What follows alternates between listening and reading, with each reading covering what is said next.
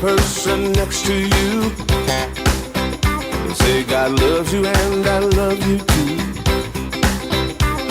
Now feel the love in the sanctuary. Lift your voice and repeat after me. We come together, we come together, we come together, we come together, we come together, we come together. In the name of love, we come together, we come together, we come together, we come together, we come together, we come together. In the name of love.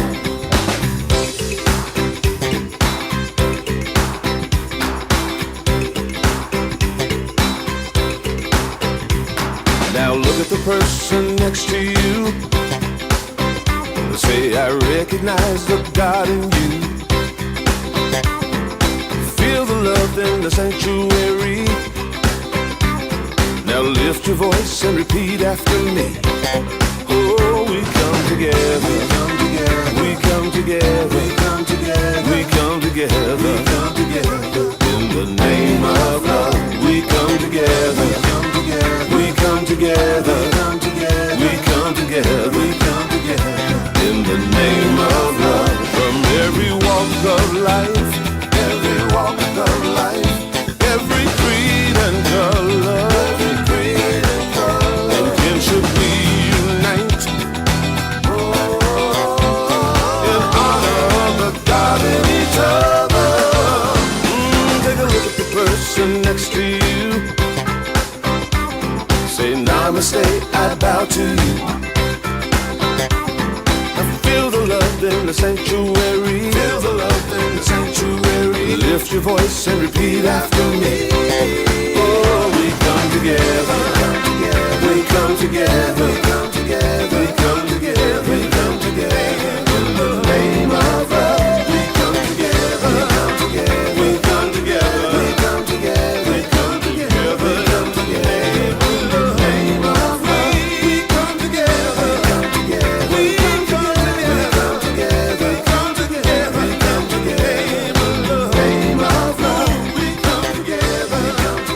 we come together.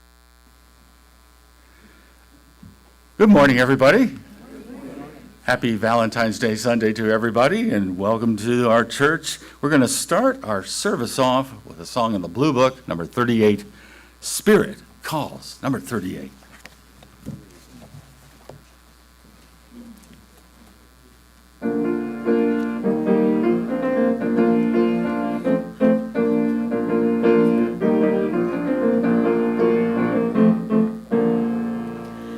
Spirit calls, come up higher. Spirit calls, sing I believe. Spirit calls, come up higher. Love lifts us high and sets us free.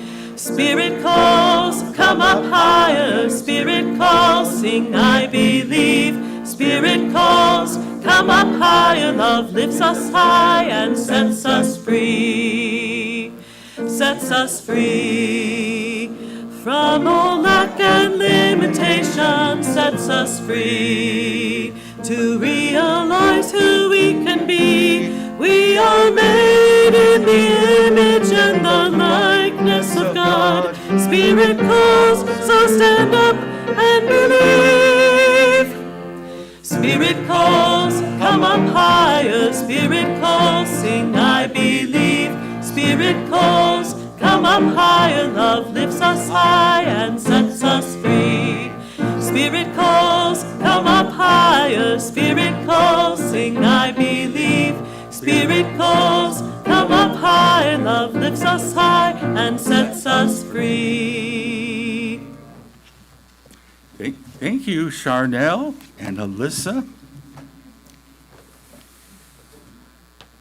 Well, we light the Christ candles, a part of our greater connection to the unity movement, where we connect and hold individual ministries in prayer. This week we hold all the ministries in the state of Nevada in prayer. So let us go within in prayer and connect with that flow of spirit that is within us. And we feel joy, power, abundance, and love just blessing everybody in this state of Nevada and around the world. We see our planet Earth as a lovely place to live, as a place of spiritual growth, as a place of joy and love and abundance for all. And this is our affirmation right now. And we are grateful. And so it is. Amen. And now I invite our platform assistant, Linda Schneider, to the platform.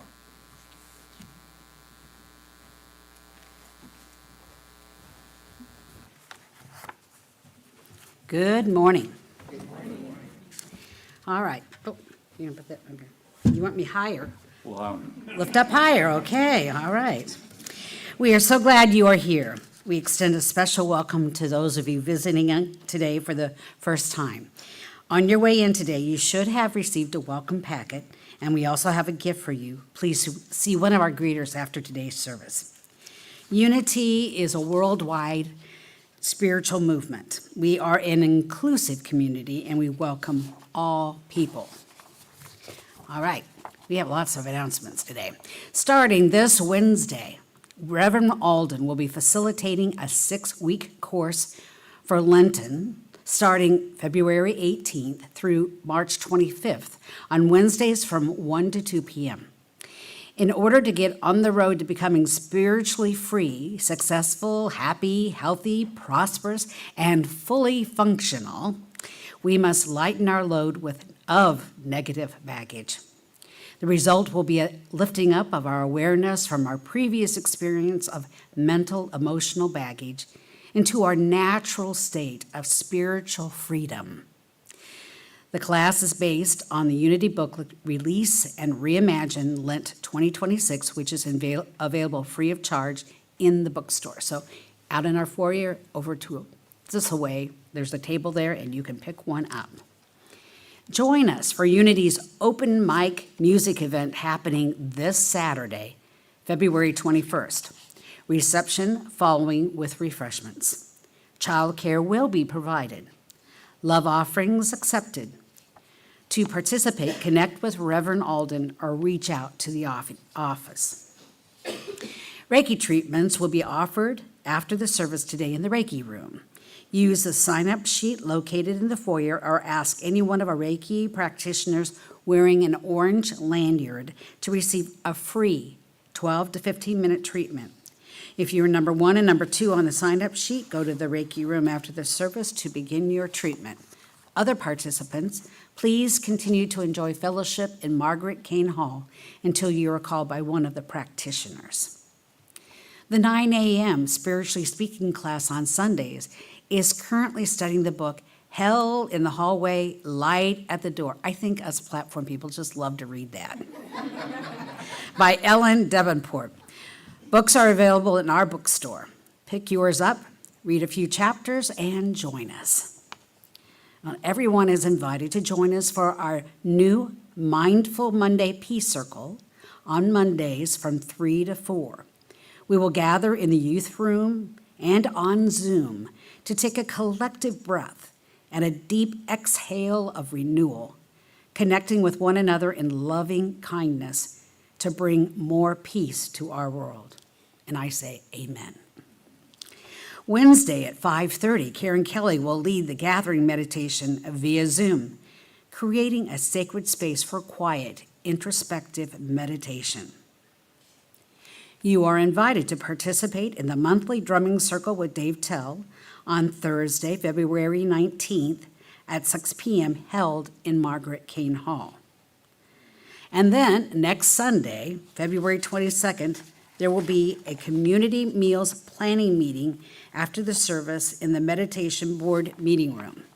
If you would like to financially support the efforts of this outreach program, donations can be made to the church via the website or by check.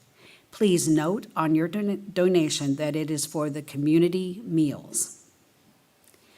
Well, it's time to renew your active member status with Unity of Springfield.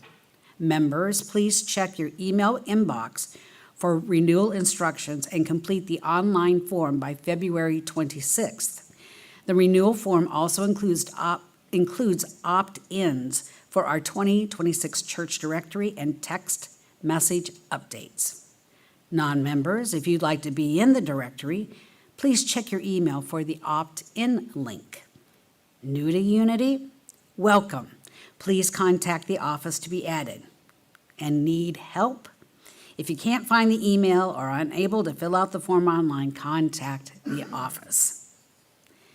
There will be 2 opportunities to attend a 1-hour membership orientation facilitated by Reverend Alden, Sunday, March 1st at 12:30 p.m. after the potluck, and on Wednesday, March 4th at 6:30 p.m.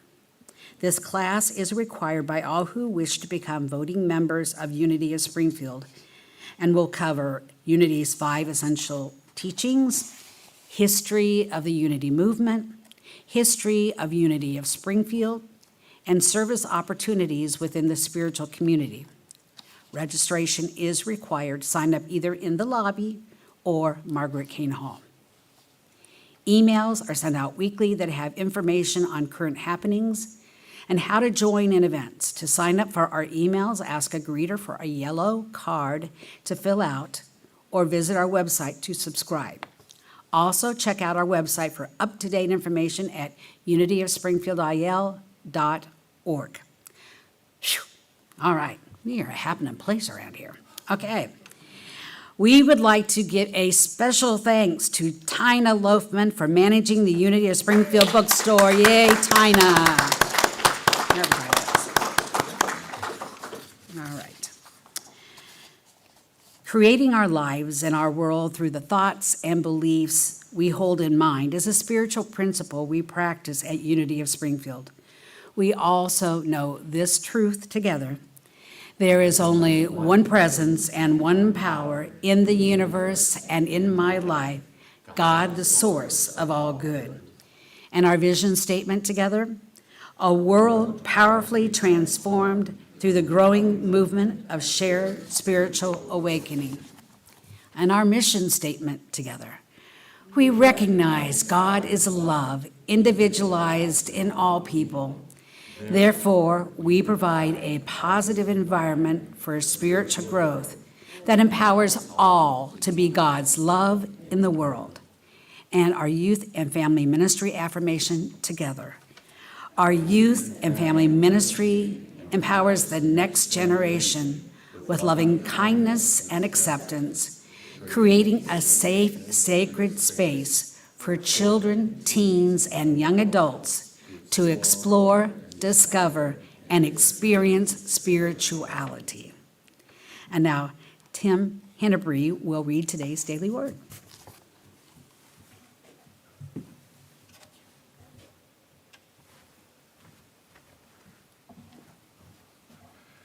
Good morning. Today's daily word, as you can see, is divine order. My life and all life is in divine order.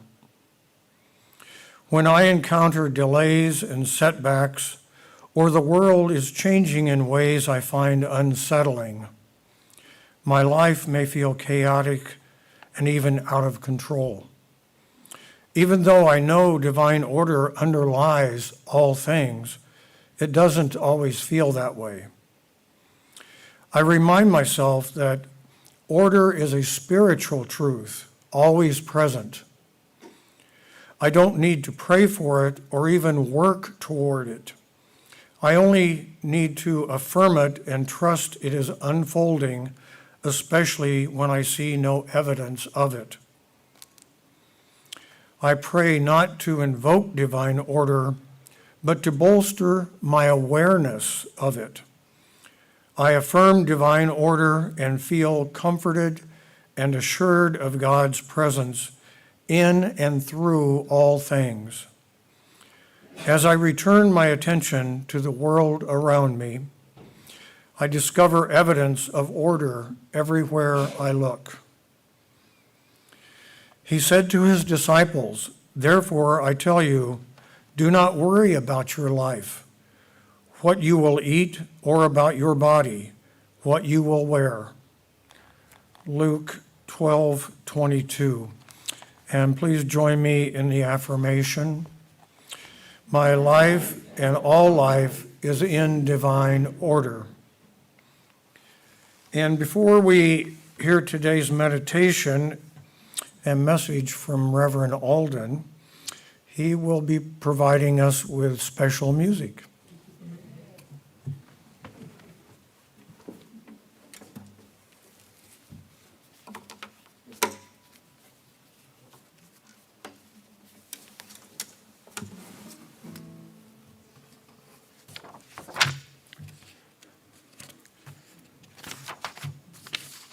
When I was looking at what we were doing this Sunday, and I saw we had an open slot, I just listened to my intuition about what song ought to be here, and this one just came right through.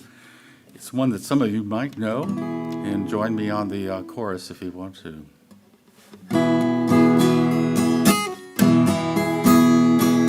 Think of your fellow man, lending him helping hand, put a little love in your heart. You see it's getting late, oh please don't hesitate, put a little love in your heart, and the world will be a better place, and the world will be a better place for you and me. You just wait and see. Oh, another day goes by, still the children cry, put a little love in your heart. If you want the world to know, we won't let hatred grow, put a little love in your heart, and the world will be a better place, and the world will be a better place for you and me. You just wait and see. Oh yeah, put a little love in your heart, that's all we gotta do. Put a little love in your heart, yes we will. Put a little love in your heart, oh yeah. Put a little love in your heart. Take a good look around, and if you're looking down, put a little love in your heart. I hope when you decide kindness will be your guide, put a little love in your heart, and the world will be a better place, and the world will be a better place for you and me. You just wait and see. Oh yeah, put a little love in your heart. Let's do it, everybody.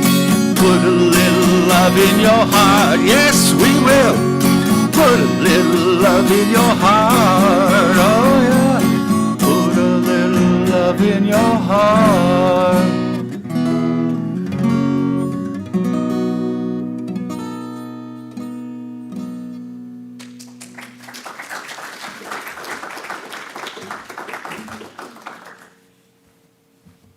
I saw some of you singing along.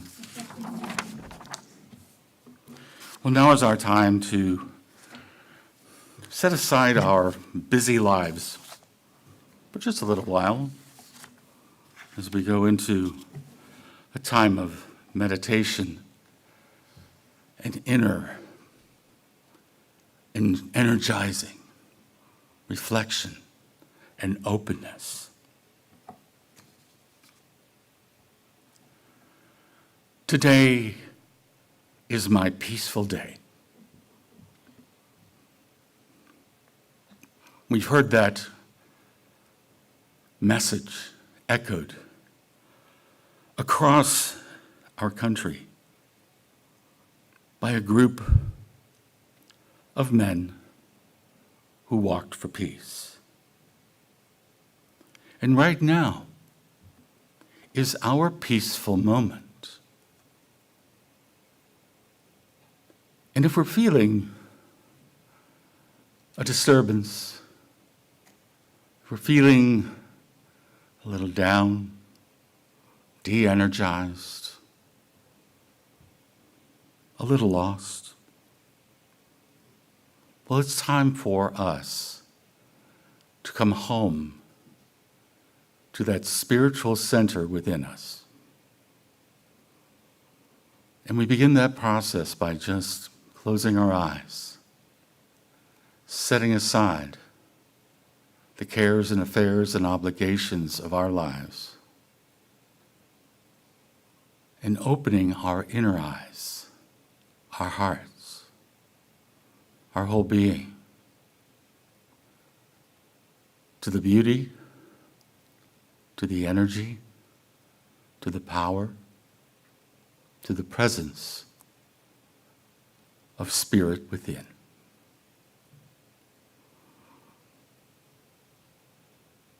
The Holy Spirit, the whole Spirit, the activity of Spirit is right now flowing abundantly through each of us.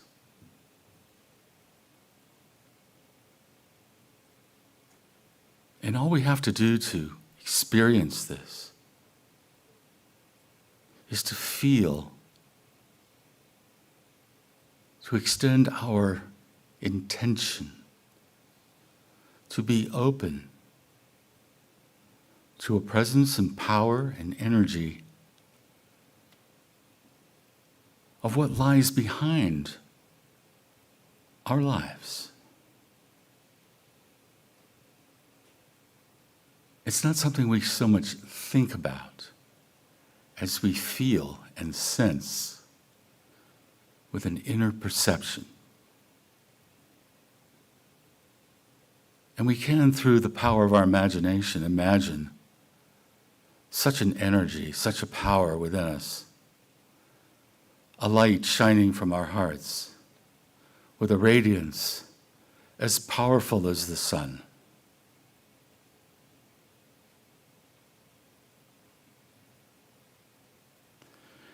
And this radiance and energy right now pervades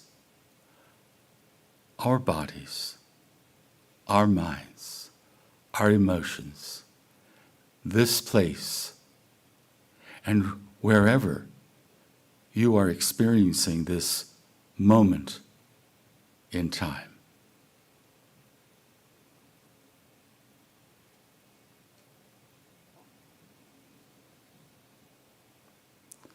And through the expression and flow and power of this inner radiance, we are strengthened. We are re-energized. We are filled with an optimism and a confidence that may even amaze ourselves.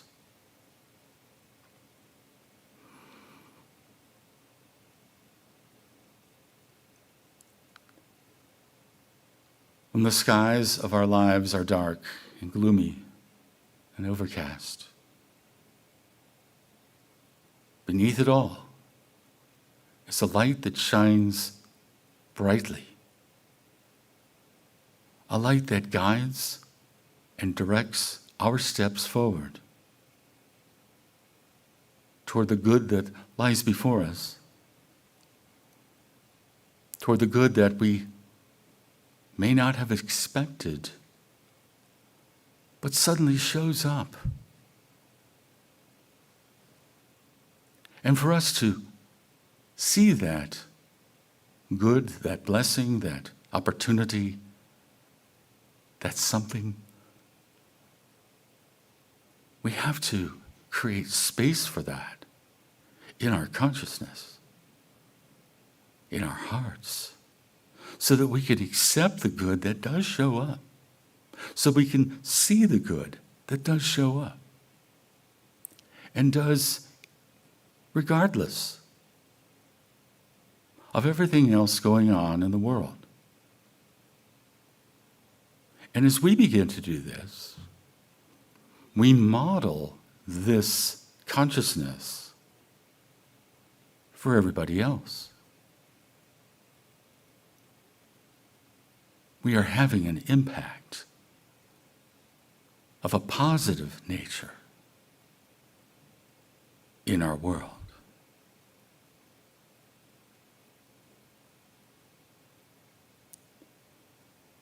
And so for the next few minutes, let us sit in the quiet peace and serenity of this place in consciousness, as we allow and embrace the flow of Spirit through us for a moment in the silence.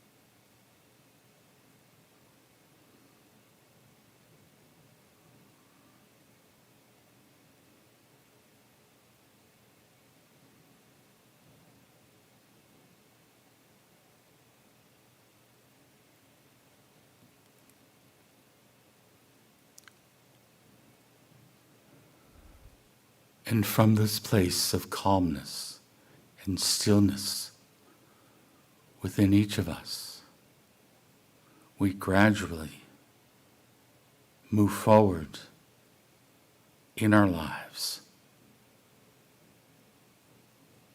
with a sense of positive anticipation of the good that is unfolding for us and our affirmation of it unfolding for everyone.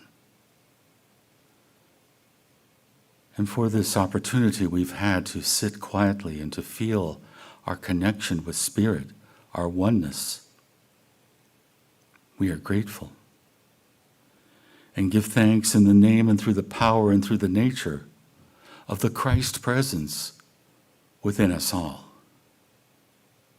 And so it is. Amen.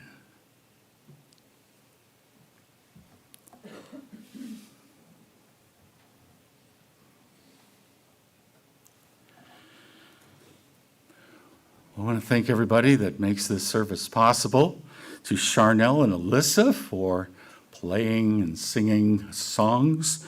It really helps out a lot. Linda and Tim, thank you for being on the platform today. There she is. There's Tim over there. And to Shelley and Danny back in our tech booth there. Ron and Doris, our greeters. Chris Farashon, our administrative director in Cincinnati, who helps us from afar and does a great job of that, I must tell you. Welcome to everybody watching us on YouTube and Facebook today. I want to mention this slide you see up here. It's a bulletin board that's in the hallway as you head back like toward my office and the Reiki room. It's right between those two bathrooms there. And this bulletin board has been used for a lot of different things, but have purposed it now to be a place where you can see letters from people that our church tithes to, different organizations. And they're thanking of us for supporting them. And so if you're curious about where our tithes go, we are a tithing church, about where these tithes go, check out this board when you're in the area there and check out those letters.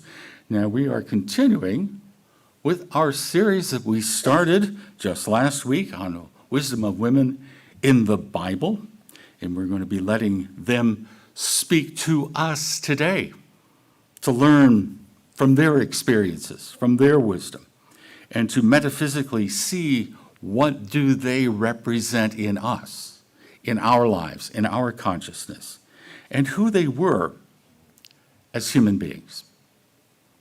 And so we move forward in that process to our women today, Sarah and Hagar. Sarah and Hagar. Two women bound together by necessity, destiny, and karma. Let me set the scene for you. And we start with Sarah, who's the wife of Abraham. And Abraham became the father, the chieftain of the Hebrew people. You can see there, this is their church directory photo. Yeah, down the corner, if you can't see it real well, but it's Olin Mills did the directories back then. They're a nice couple, older couple, senior citizens. And they were from this town here, Ur. And this was where they lived. This is their apartment. A nice apartment block, decent, good solid walls. They were living their lives there with their family, doing fine, until all of a sudden they were prompted to move. And they had to pack up everything and move. And so they moved to another city. And here's the city here. This is Haran. It's a pretty good neighborhood. They just got electricity put in, as you see the poles going up and down the street there. And they lived there for a while. And then Abraham got this idea that we need to go somewhere else. Can't you just imagine, Sarah, she's already got like everything already unpacked and, the shelves stocked with everything, and you're going to make me move again. And I love this neighborhood. You just bought me a microwave for the first time. It's really good. So they had to move, and so they moved to their final destination, the land of Canaan, to the city of Shechem. And there's Shechem right here, how it looks today. It's actually part of the West Bank in the Palestinian area, a city called Nablus. It's quite a significant city. And so they finally got there, and they pretty much hung around here. There was a moment they actually left here and came back to Canaan, but we don't have time for that this morning. We just have so many minutes. So anyway, they came here. Now this journey from Ur to Haran to Canaan, it's not like going from Springfield to Decatur. It's a long way. Over 1,100 miles. You can see on the map here, pointed out, down there, up there, that's 640, so they do that. And then down into Canaan, 480 miles, okay? It's a long way, very long way. And as we well know, these are senior citizens, okay? They're not young people who are used to moving, pack it up, I'll just throw everything in a pickup and I'll just take it there. No, they're really old. At this point, when they arrive in Shechem, in Canaan, Abraham's 75. Do we have anybody in here who's close to that? Oh, wait a minute, I'm having a birthday next week. Oh, not 75, but, and Sarah's right behind him at 65. And archaeology is incredible today, the stuff that people dig up. And archaeologists managed to find their AARP cards. And you can see if you look at the slide up here, there's Abraham's up there, and there's Sarah's down there. And, and these cards last a long time. Plastic, they say it really didn't go away that fast. And, when they did all this moving, this 1,100 miles up to here, down to there, they didn't have the benefit of U-Haul. like this truck here is a 26-footer. The one that says Illinois on it. Yeah, that's where this moving van went to. In fact, I'm very familiar with this moving van. And the distance driving this moving van up here was just a tad over 1,100 miles. Yeah. And now we have another compelling reason to take the Bible literally. Oh, yeah. They did it all with moving vans and ARP. No, they didn't. How did people get around back then? Most people, the average person, like this. They walked. I can't even imagine walking 20 miles. 1,100? Well, years later, we're gonna move ahead a little bit. Years later, Abraham was told by God, and when God speaks, you listen, that he was going to become a great nation. And so here's how it kind of went. Then the Lord took Abram. Now, his name was Abram for a while, became Abraham later, but we'll just call him Abraham for the time being. The Lord took Abraham outside and said to him, "Look up into the sky and count the stars if you can. That's how many descendants you will have." And Abraham's looking at that, and well, that's pretty cool. And so the implication would be that Abraham would have children. At this point, they were a childless couple. No kids. No male heirs, as used to be the tradition. They're childless. At this point in the scene, Sarah is 75 years old. Now, Abraham is so excited by this.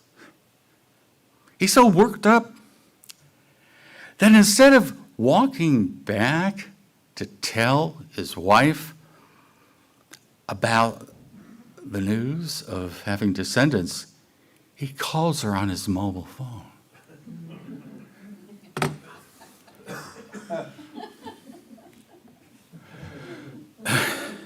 For those who can't see the slide, maybe looking online, let me quote Sarah when she says, "Jesus, Abraham, I'm 75.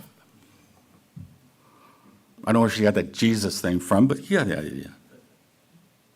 So is he excited to tell her? No, he's scared to tell her in person. That's why I call her up. Very reluctant, because he knows what she would probably say to him. So to fulfill this promise to Abraham, which is reaffirmed all through the book of Genesis, this pressure begins to mount. Expectations are all over the place. And God must be crazy because Sarah is 75 years old. So, desperate situations require desperate measures. And Sarah's feeling desperate. She's not helping very much with this new covenant because she's what? 75 years old.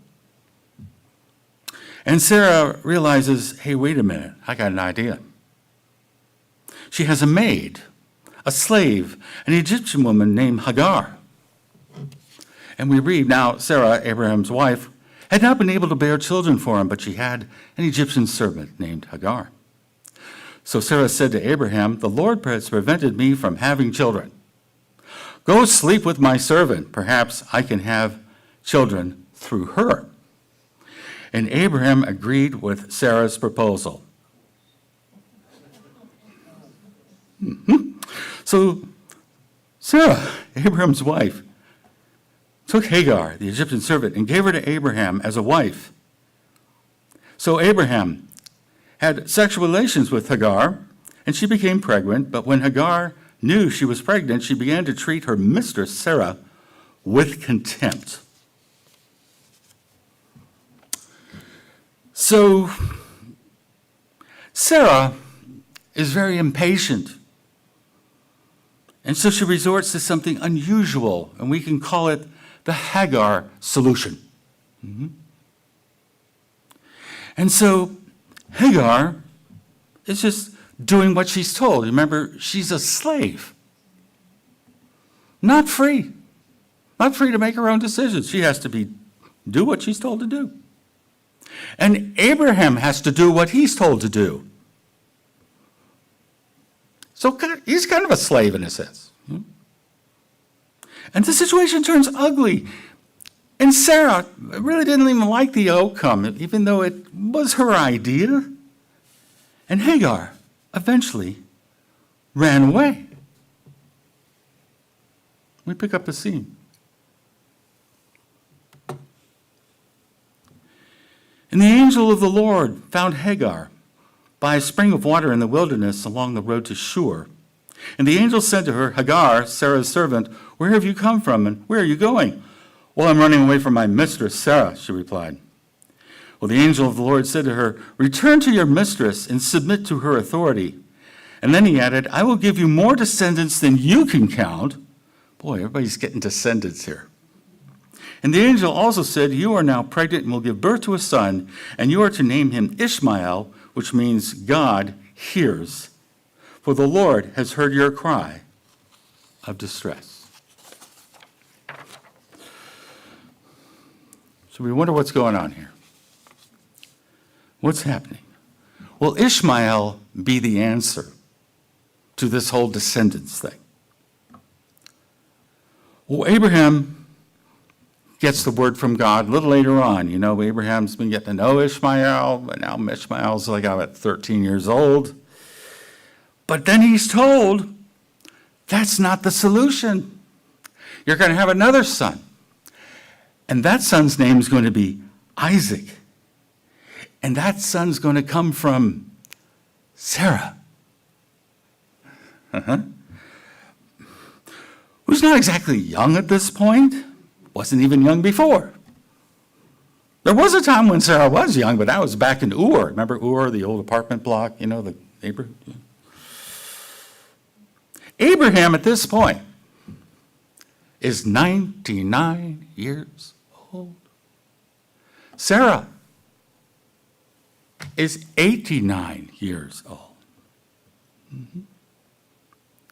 And there continues to be more affirmation of this pregnancy that's going to happen. And so we read further. So Sarah laughed to herself, saying, after I have grown old and my husband is old, shall I have pleasure? And the Lord said to Abraham, why did Sarah laugh and say, shall I indeed bear a child now that I am old? Is anything too wonderful for the Lord?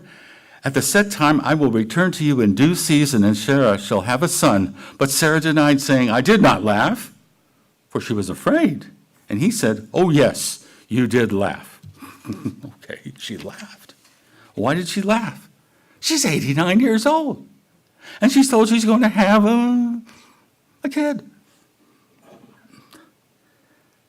So here we have this story of two mothers, Sarah and Hagar.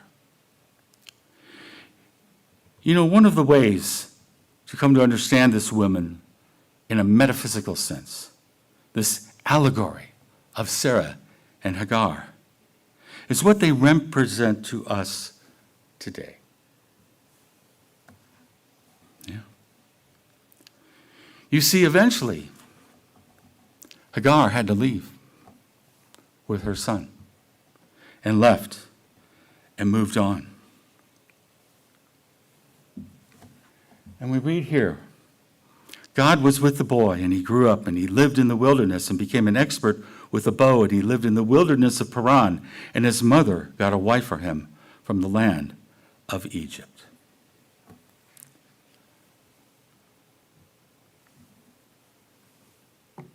And so as we understand the two of them, metaphysically, we come to understand what they represent in us. And if we look in the 4th chapter of Galatians, Paul uses them as an example of this freedom versus slave idea, this difference. And he writes there, these two women serve as an illustration of God's two covenants. First, woman, Hagar, represent Mount Sinai, where people received the law that enslaved them. And now Jerusalem is just like Mount Sinai in Arabia, because she and her children live in slavery to the law. But the other woman, Sarah, represents the heavenly Jerusalem. She is the free woman, and she is our mother. And so this interpretation has some merit in helping us understand not so much what he's talking about in that particular sense to the Galatians, but more to us in terms of the fact that Hagar and Sarah represent two kinds of experiences. One as a fairly free person, able to do most of what they want to do, and Hagar feeling enslaved and not able to make choices. And Charles Fillmore, co-founder of Unity, looked at these two women in the Metaphysical Bible Dictionary as representing these different aspects of our being. Sarah representing the soul, the affectional, the emotional part of us that is free to do whatever. Hagar, also the soul, represents a more fearful aspect of our being, one that flees, one that is not free but is a slave and must be required to follow the obligations of its master. In our story, this is where we find the truth for ourselves from these women, what Sarah and Hagar are telling us today. And imagine that they're sitting here today in the front row of this church. And these women have some very serious issues between them, don't they? Very serious. Because they are victims of circumstances and the pressure to fulfill an agreement that Abraham had with the one source, the one power, the one presence. Have any of you ever felt like either of these two women? Pressured to perform in some way that maybe you didn't really want to. And we could be either of these because of our perceived need to come through to fulfill some sort of obligation, some sort of requirement. In the case of Sarah, it was to produce offspring. And what she had difficulty doing in fulfilling that covenant that Abraham had, it's called the Abrahamic covenant, go and look it up, is putting her faith in the power of Spirit, the power of God, the promise that this would really happen. So she got impatient. And sometimes we get impatient, when things, God's not showing up as fast as I want it to. So we take things kind of into our own hands. And that's understandable because she was old. And so she resorted to a solution where she exercised her free will to do something different and made Hagar do her work. Mm-hmm. And that whole thing in itself is quite a controversy, kind of a surrogacy, I guess you could call it. We don't know how old Hagar was. That's a huge issue today. So she cut corners. Maybe we've cut corners too, trying to get things to manifest in our way rather than just letting go and letting the process unfold. And so she finessed the situation rather than letting it work through, rather than trusting the process to unfold as it had been revealed. So that's Sarah, and we can be Sarah sometimes. And by the way, this is also guys. We can be the Sarah as well. And sometimes we're Hagar. Ever been in a situation where you had very few choices? And this was the hand that was dealt to Hagar. She was a slave. Now, today, technically, we don't have any slaves. Not that we can see. But there are similar situations where people feel enslaved to something or somebody. Now, if you have a job and the boss says, well, you need to do this, most of the time we do it. We're also fortunate that we have laws today to protect workers from workplace abuse. Not so back then, but today we do have that. But generally speaking, we follow through with what our boss asks us to do, or we face consequences. And when we get in a situation where maybe we don't want to do something that our boss asks us to do, we have a choice. We either stick to our guns, to our sense of what's right, and we refuse to do it, with consequences, of course, or we comply with it.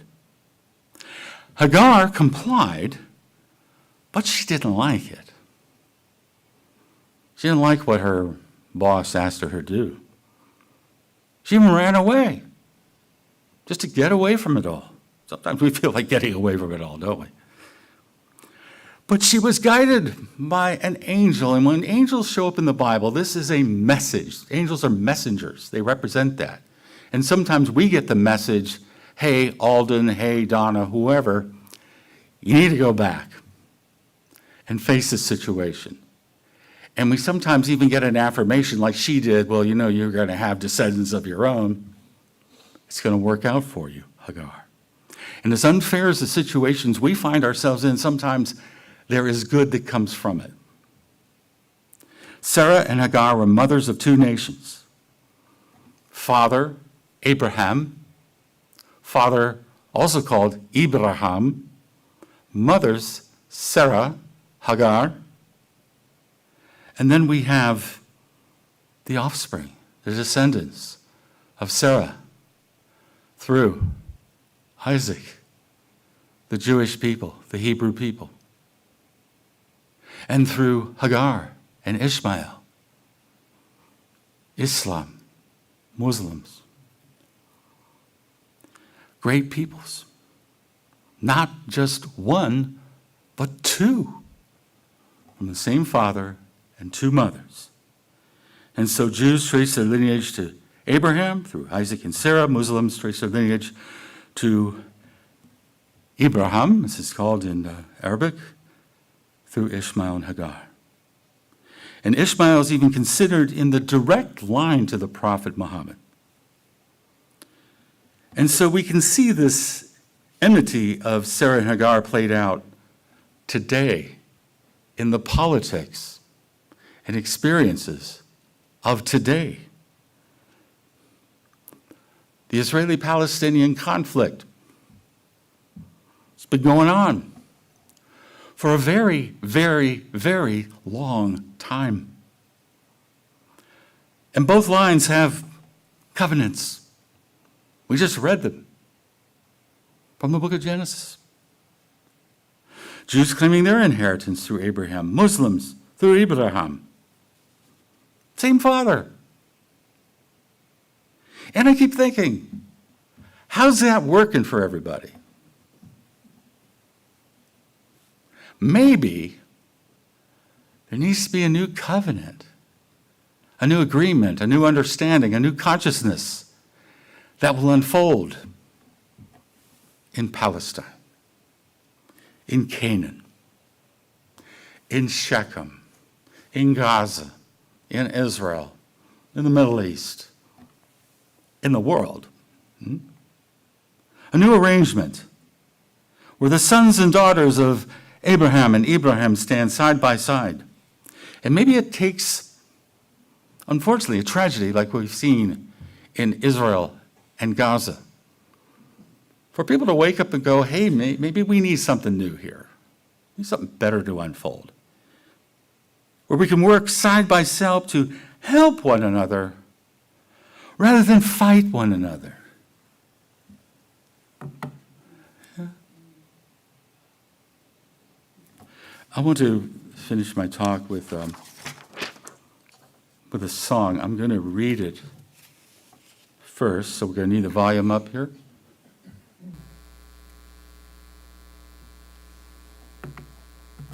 This is a song called Sarah and Hagar. I am calling you, O Sarah. This is your sister Hagar, calling you through the centuries to reach you from afar. Here is my son Ishmael, your sister's son alive. We share the sons of Abraham, two peoples, one tribe. Oh yes, I am your Sarah. I remember you, Hagar. Your voice comes through the distance, a cry upon my heart. It was I who cast you out in fear and jealousy, yet your vision survived the wilderness to reach your destiny. But it wasn't But it wasn't till my Isaac lay under the knife that I recognized your peril, the danger to your life. I tremble now, Hagar, for our peril's still the same. We will not survive as strangers. We must speak each other's name. We must tell each other stories, make each other strong, and sing the dream of ancient lands where both of us belong.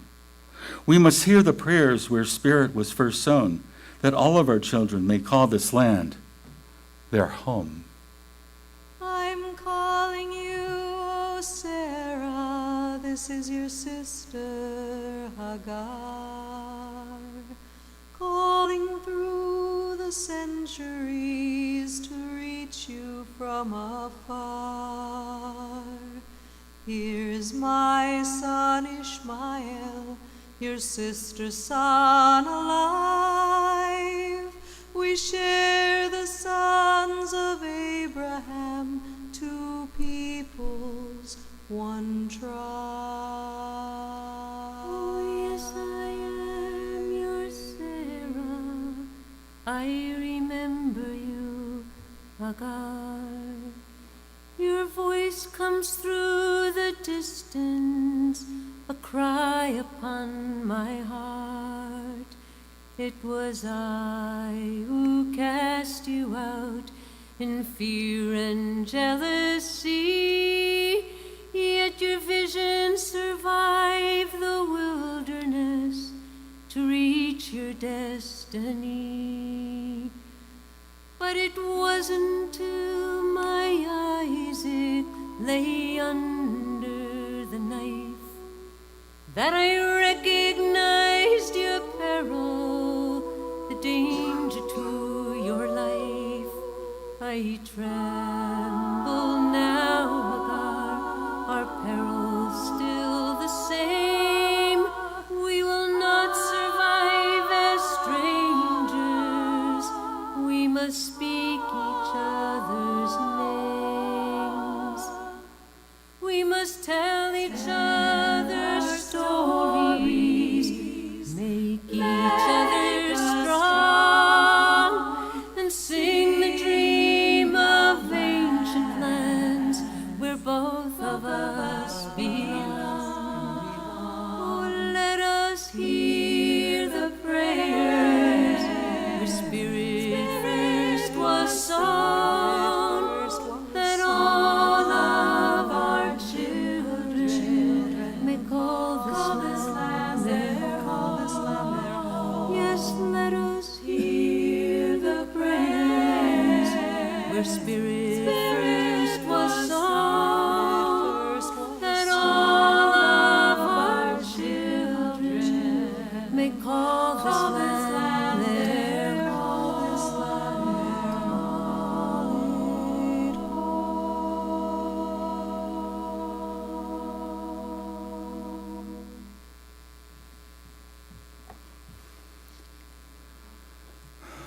Take a breath and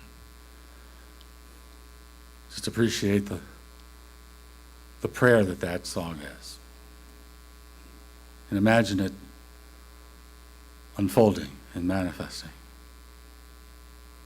It's possible. But we're going to shift gears and do a little singing ourselves. And so, if you could get out your hymnals, and we're going to sing an old-time hymn with some different words called Count Your Blessings, 153, red hymnal.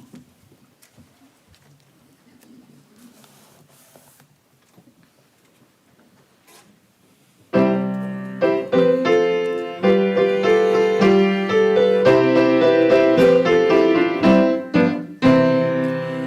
upon life's billows you seem tempest-tossed, when you feel discouraged, thinking all is lost, count your many blessings, name them one by one,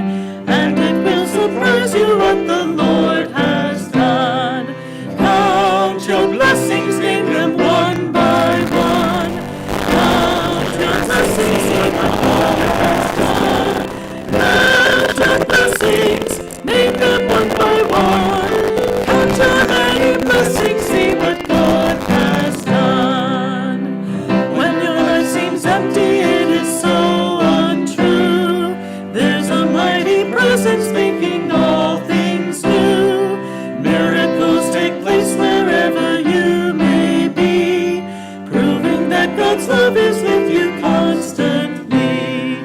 Count your blessings, name them one by one.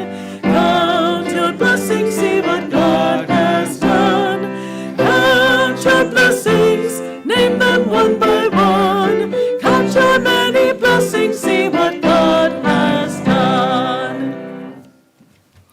Thank you, Charnel and Alyssa. We are going to count our blessings right now as we prepare for our offering time. And if you came here today with an offering to share, we have glass bowls in the front and back of the church to receive your gift. And if you'd like to give electronically, you just go to our website, unityofspringfieldil.org, and you can find the donate link there. That should be one coming up on your screen if you're watching online right now. You can also text to give at 217-335-4121. You can always mail us a check through the United States Postal System to 417 East Cordelia, Springfield, Illinois, 62703. And now let's bless our offering with our offering blessing together. Divine love through me blesses and multiplies all that I am, all that I have, all that I give, and all that I receive. I am grateful. Amen. And now let's join together in praying the prayer for protection together. The light of God surrounds us. The love of God enfolds us. The power of God protects us. And the presence of God watches over us wherever we are. God is, and all is well. And now let us rise, form a circle as we sing, "Let there be peace on earth."